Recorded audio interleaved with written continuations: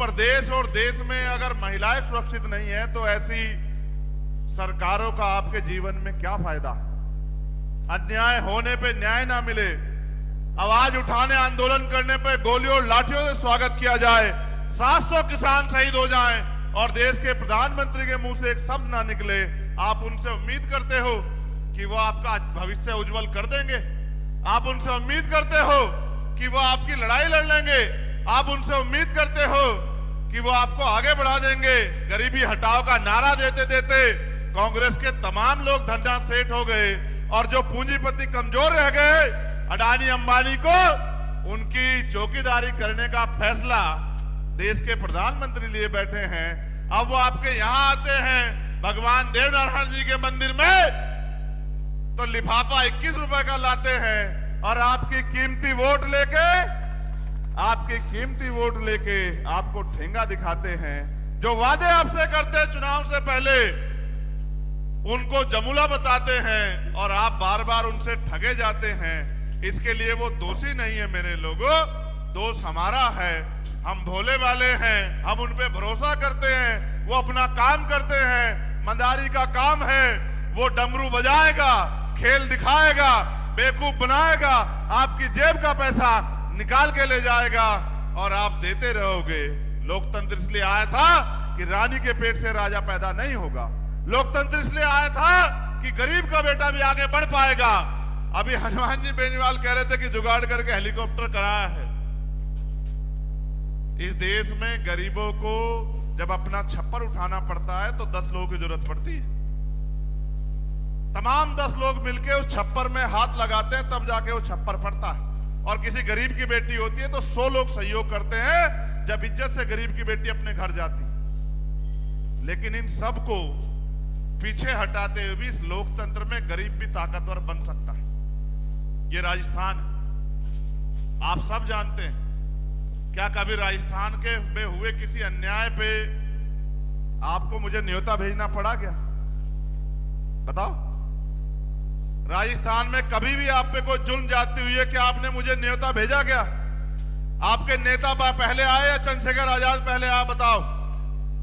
जब भी चाहे सीएचए के बच्चों की लड़ाई हो, जिन्होंने कोरोना काल में सेवा की और सरकार ने निकाल फेंका, चाहे तृतीय श्रेणी के टीचरों भर्ती टीचर्स का जो है ट्रांसफर का मामला, चाहे कोई भी लड़ाई हो आपकी, चाहे जो जुल्म जाति अन्याय अत्याचार आपने देखा जितेंद्र मेघवाल के रूप में, इंद्र मेघवाल के रूप में, ओम प्रकाश रैगर के रूप में, कार्तिक भील के रूप में, तोला गुजर के रूप में, थाना गाजी के रूप में। ये सरकार यही थी ना, इनके नेता यही थे ना, इनकी ताकत यही थी ना। और मैं यहां की पुलिस को दोष नहीं दूंगा क्योंकि मैं जानता हूं कि पुलिस सरकार के अधीन होती। अगर सरकार ये कहेगी कि इसे बख्श दो, चाहे वो अपराधी भी क्यों ना हो, उसको छूट मिल जाएगी। और सरकार कहेगी निर्दोष को जेल में ठूर दो, तो उसको जेल में जाना पड़ेगा। ये लोकतंत्र है। अगर आपके पास ताकत है, करोड़ों रुपए से भी महंगी और एटम बम से भी ताकतवर आपके पास ताकत है आपके अंगूठे में। जब राजतंत्र था तलवारें चलती थी, भाले चलते थे, ऊंट हाथी घोड़ों पे युद्ध होते थे, हजारों हजार लोगों की जान जाती थी। लेकिन आज लोकतंत्र है। आप चाहो तो बड़े से बड़े ताकतवर को धरती पे बिठा दो और आप चाहो तो डॉक्टर विक्रम सिंह गुर्जर जैसे अपने संघर्षशील भाई को जयपुर भेज दो, विधानसभा भेज दो, ये आपके हाथ में। मैं बहुत बड़ी बात आपसे करता, लेकिन आपको क्या लगता है चुनाव के बाद हमारा संघर्ष खत्म हो जाएगा क्या? चुनाव तो 10 दिन का है। हम तो तब तक लड़ते रहेंगे जब तक हर किसान, कमजोर, नौजवान, महिलाएं, दलित, पिछड़े, आदिवासी और जो इंसाफ पसंद लोग हैं, जब तक उनको स्वाभिमान सम्मान की जिंदगी राजस्थान और पूरे देश में नहीं मिल जाती, हम तब तक लड़ते रहेंगे।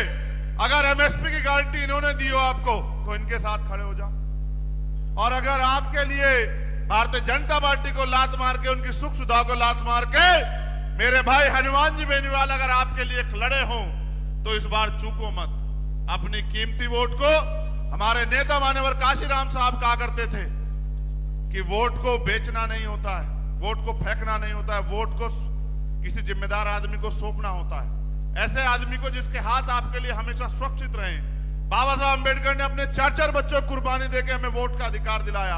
उनका सपना था कि एक दिन ऐसा आएगा कि गरीब पढ़ लिख के अपनी वोट की वैल्यू समझेंगे और इकट्ठे होकर अपनी वोट का प्रयोग करेंगे।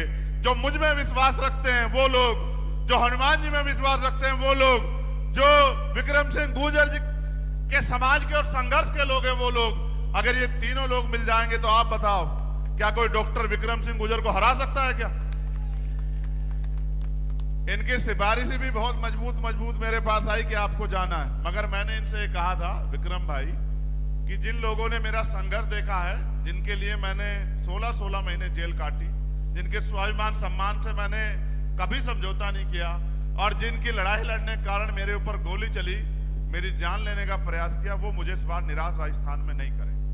वो इस बार पैसे और तमाम सुविधाओं को लात मार के स्वाभिमान सम्मान जो मैंने पैदा किया उनके अंदर महापुरुषों के आंदोलन के को समझाकर वो इस लड़ाई को लड़ने काम करोगे। मैं आपसे पूछना चाहता हूं, इनके लोग ज्यादा वोट देंगे जिस समाज से ये आते हैं, या हनुमान जी बेनीवाल जिनकी किसानों की कमेरों की लड़ाई लड़ते वो ज्यादा वोट दोगे, या आप लोग ज्यादा वोट दोगे? बताओ।